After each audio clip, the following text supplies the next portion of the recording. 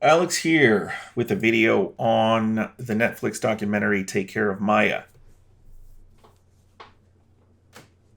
This was a tough one for me to watch. Most of what happens in that documentary, I have seen happen.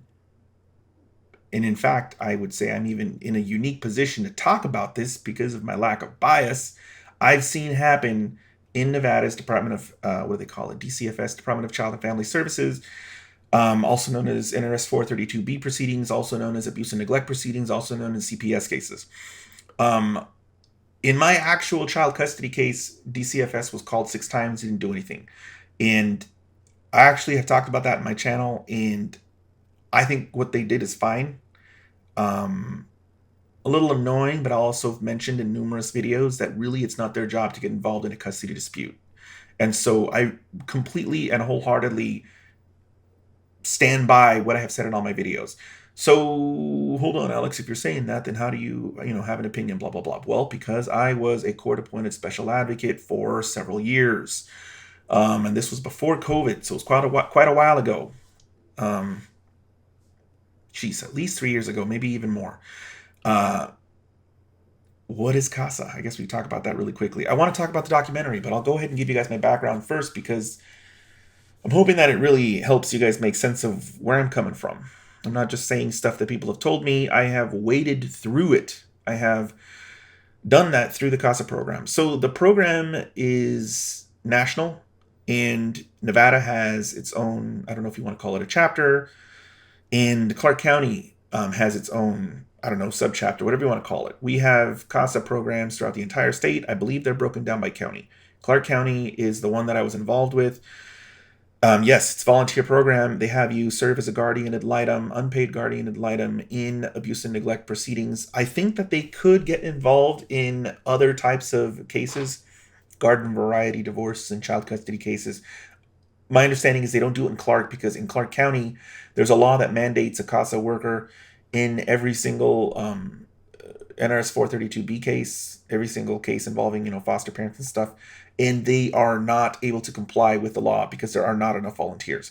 So my understanding is that because there is a shortage in Clark County, they are not putting CASA resources into anything but 432B proceedings because they're not in compliance, and those cases get preference. Um, Precedence because of the law. Other counties, it may be different. Rural counties, they may have plenty of volunteers and not enough 432B proceedings, and therefore maybe in those other counties, CASA can get involved in garden variety divorces and stuff like that. But in Clark County, my understanding is it doesn't happen. It did happen a long time ago. But at the time that I got involved, it did not happen. They were supposed to have a CASA for every single case. I think they got up to around a third of the cases, half the cases, and the other cases, they just didn't have enough volunteers. So yes, guardian ad litem, you get involved in these cases. What's the real point is that you're going to go to the hearings and tell the judge what's going on in that particular case and advocate for the child. And part of that is forming a bond with the child, which means spending time with the child, hanging out with the child, taking them out to eat, taking them out to, I don't know, movies, stuff like that. You become their advocate by sorry about that, guys. You become their advocate by spending time with them, learning what it is, learning who they are, learning what they like, and then you go to those hearings. And that's the point, is the judge needs information from somebody who is not a part of the government and who is not connected to the parents, a truly neutral person who is also not getting paid. I don't want this to just be an attack on DCFS or CPS, if you guys want to call them that, because everything that was described in the documentary has a valid point, but the purpose of whatever specific thing is occurring was warped by the caseworker. And you take a sadistic caseworker and you combine it with an incompetent or a weak judge, and that's how you get that mess to happen. And that's what I saw in the case that I was involved in. And I can say that because more than one judge was involved in the years that I was doing this, and more than one caseworker was involved. And there was a strong judge and a weak judge. There was a sadistic caseworker, and there were two caseworkers that were good people. And when the stars aligned, when you take the weak judge and the sadistic caseworker and they intersect, you see exactly what happened in that documentary happen. That's what I saw happen. So I guess I can go through some of the notes that I took and explain to you guys my perception of the issue in the documentary and generally as well. They do talk about the limitation of contact with the parents, with a purported abuser. Limiting contact with the abusive parent is necessary. Yes, they were wrong in this particular documentary. The parents were both vindicated. They didn't do anything wrong. Not only did they not do anything wrong, but the treatment that was being forced on the child while the court had jurisdiction was slowly killing the child. Not only were the two parents right and the Department of Child and Family Services killing the child, but the process was so unfair and unfathomable to the mom who was protecting her child that she killed herself. And you just gotta watch the documentary, guys. But yes, I guess I can talk very briefly about what, contact limitation. The judge at one point said, upon request, that, they asked, hey, judge, can the mom hug her child after this hearing? And the judge said no. And that's when the mom went home and killed herself. But as messed up as that sounds, in an actual situation with an actual abuser, that actually does make sense. It's hard for me to say that because of the very specific manner in which this caseworker in this case was able to manipulate an incompetent judiciary. But in reality, in the general sense, the rule actually is good. The application in this particular case was, I would call it diabolical. But in any event, I'll explain how the caseworker in the documentary did this, and the caseworker that I have referred to in my particular experience with CASA, I've called it the sadistic caseworker, did the exact same thing to the kids. So what they do, what this one did in my personal experience as a CASA and what the one in the documentary did, is they will come to a conclusion that they want the court to reach. And then they will have all of these different facts that apply to the case. And they won't lie to the judge. They will leave out the things that might make the judge reach another conclusion. I'll say this again. The caseworker will have all of the facts to describe what is going on, and they will want a specific ruling from the judge. And they will tell the judge only the facts that are likely to lead the judge to make the conclusion that they want to make. They will leave out all of the facts that might cause the judge to reach a different conclusion. And in that way, the judge thinks that they're making a decision that makes sense, but they're being fed very specific information and not given other information, so that they sort of engineer the outcome. They steer the judge without the judge even knowing they're being steered. It's insidious. And I felt like, as a CASA, my role made sense because I started to see this pattern, and it was consistent. I started to see this pattern, and I thought to myself, well, this gig makes a lot of sense. All of the things that the caseworker is leaving out, I'm going to tell the judge. And this leads me to the second thing that I mentioned to you guys earlier, the problem of a weak judge. When I was dealing with this particular caseworker and the strong judge was on the bench, I would tell the judge the information the caseworker left out, and the judge would rule in my favor. It's weird to say my favor because it's not like it's my child. It's not like I have what do they call it? Skin in the game. I'm just there as a volunteer. But I would say, hey, this caseworker is leaving out all this other stuff. And I think that you should do this based on the stuff that they left out. The strong judge would overrule the caseworker either all of the time or most of the time. The weak judge eventually takes over, and all of a sudden, this judge is doing everything that the Department of Child and Family Services is saying. And it caused the adoption to disrupt, and it caused the child to not get to spend time with their friends or family, even including during a Christmas. In fact, that's what caused the adoption to disrupt. And I can tell you guys, you combine those two things, and what happened in that documentary can, and I have seen happen in other cases, in the case that I was specifically involved in. So just keep that in mind.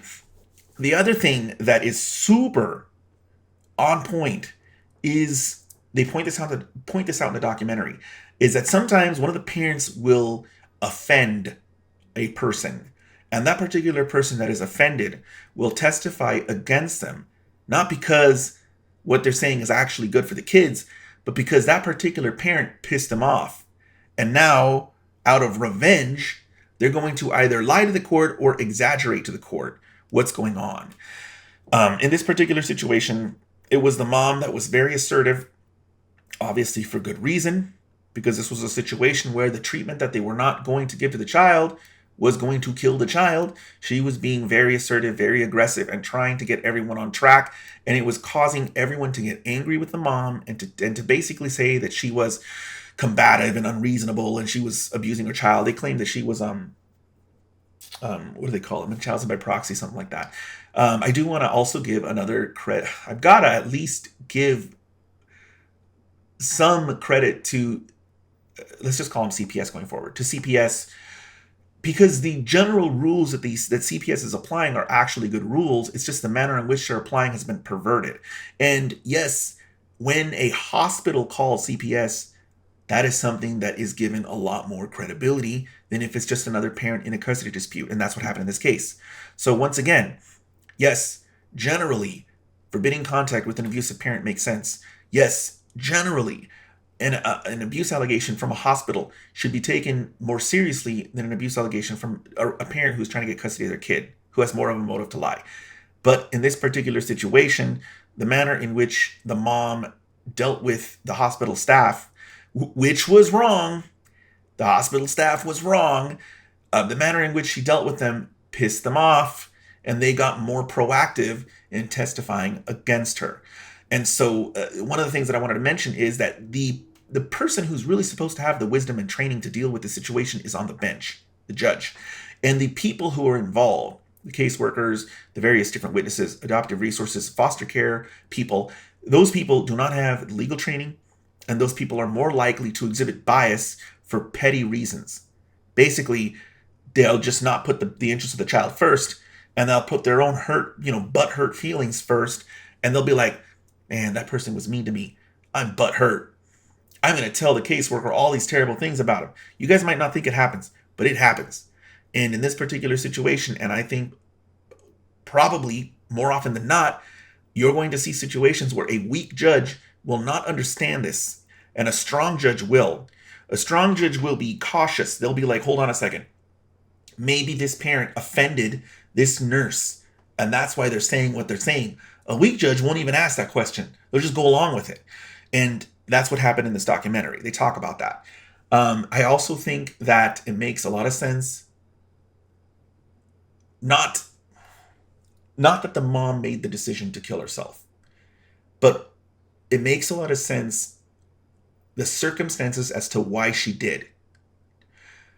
I think that the system is very, very hard on people who have a very large gap between what they think the legal system is and what the legal system actually is. And the bigger that gap is, the more insane it will drive that person.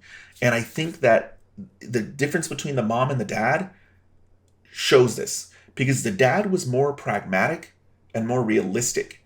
And the dad was willing to go along with I guess, the lawyer's advice to get the child out of the system so that they could treat the child. Whereas the mom was more idealistic and didn't understand why the system wasn't acting the way that she imagined it should be acting in her head. And I think at the point that I mentioned, where she's trying to get permission to hug her daughter after the hearing and the judge says no, I think that's the straw that broke the camel's back, and it broke her brain, and she just checked out. And I think that the documentary does a really good job at pointing out that the system is not only unfair, but people's perception of the system can vary wildly. And it's most difficult for people who have idealized our legal system than it is for people who are more willing to accept that the system is dysfunctional. The last thing I guess I'll mention is that, just remember what Judge Judy said, guys, in her interview with Norm Macdonald, is that these systems that we have set up that are secret and are designed to be less transparent, these systems attract these types of messed up people. It's not that all messed up people are working with the Department of Child and Family Services or are in family court. It's that like a moth to flame, they're drawn there. And so areas where you have public scrutiny and press scrutiny, areas where you have a tremendous amount of sunlight, those are scary for these types of people, for sadistic caseworkers, for incompetent judges. For these types of people, they don't want to go there. It's like, it makes them itchy. They're allergic to it. They have they're more inclined to go to these places where there's very little public attention, where the press are banned because of a statute or some kind of court rule. They're drawn to these places like a moth to flame, and they just rot it from the inside out. And so keep in mind, at some point it's going to have to stop. I didn't even talk about this, but I got the Art of Nevada Judges Corporation, and I'm covering one of these cases. And not only do they not want us to go into the hearings, okay, let me start this over. Not only does CPS not want us to put a camera in the hearing, they don't want us to physically be able to walk into the room. Not only do they not want us to be physically able to walk into the room, they don't want us to know the existence of a hearing. So like the date and time of a hearing, they want that to be secret. Not only do they want the existence of the hearing to be secret, the actual docket and case number, they want that to be secret. Every single filing, every single pleading, I can't get my head around it. It's such an extreme position, and they're so dumb. They're so dumb because they put it in writing. Like, they don't even realize how bad that sounds. Like, it's not an unofficial secret policy. There's we filed a motion to unseal one of these, and they filed an opposition. Like, no, you can't know the date and times of hearings. I don't know, guys, get your head around that. I mean, there's a difference between going into the courtroom and knowing the existence of that courtroom and that date and time. And this is what I'm talking about with extreme positions. If you guys take anything from this video and take anything from that documentary, please understand that society is not doing itself any favors by holding these things in secret, by keeping these things super secret. And I think a lot of this is changing. I think for several decades, they have duped most of the public into thinking that that's good for them. But I do want to at least let you guys know before I sign off that this is, in my opinion, what is causing this to occur. I mean,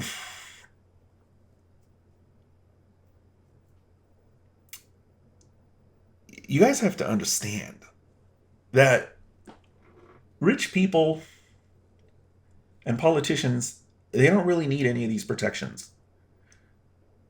Rich people can hire the best attorney out there, and that super expensive attorney is going to be well connected. In fact, connected to probably the system, connected to the judge. Maybe they lunch with them, maybe they went to school with them.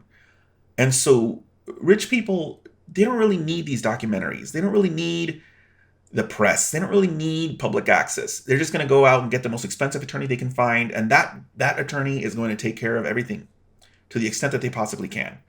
Level the playing field. Things are going to be fair for that rich person. Politicians have a different angle. They may not be as rich as a millionaire or a billionaire, but their connections are going to give the judge pause. The judge who is weak might look at that lawyer and think, okay, that's the number one lawyer. I went to 2 family law conferences with that lawyer. They did some speeches. Hold on a second. They're saying that nothing bad happened. I'm going to give this a second look or a third look. I don't know, a state senator comes in, or the attorney general, or some other politician comes in. Same thing, guys. They're going to go, okay, hold on a second. CPS is saying all these terrible things, but that is the AG.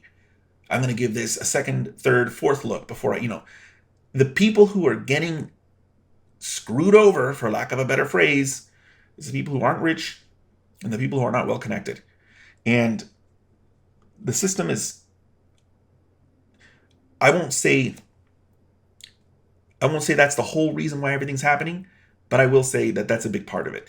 So I guess if I'm going to wrap these things up, wrap this video up, I want to say that generally the rules that were applied in that case and the rules that are applied in 432B proceedings generally make sense as a rule.